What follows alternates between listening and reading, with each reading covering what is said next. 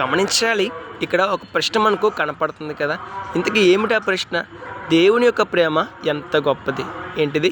దేవుని యొక్క ప్రేమ ఎంత గొప్పది, ఎంత ఉన్నతమైనది?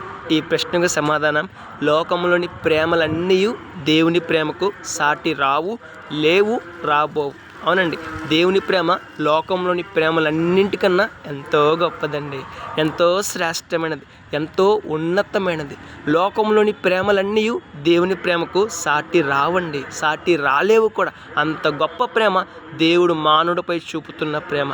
అయితే చాలామంది వ్యక్తులు దేవుని ప్రేమను అర్థం చేసుకోకుండా, దేవుని ప్రేమను గుర్తించకుండా లోకంలోని ప్రేమకు ఆకర్షించబడి, లోకంలో ఉన్న కపటమైన ప్రేమకు, క్షణికమైన సంతోషాన్ని అందించే ప్రేమకు, రేపటి దిన నష్టాన్ని అందించే ప్రేమకు ఆకర్షించబడి దేవునికే దూరం అయిపోతూ ఉన్నారు. దేవునే దూరం చేసుకుంటూ ఉన్నారు. దేవునికి వ్యతిరేకమైన జీవితాన్ని జీవిస్తూ ఉన్నారు.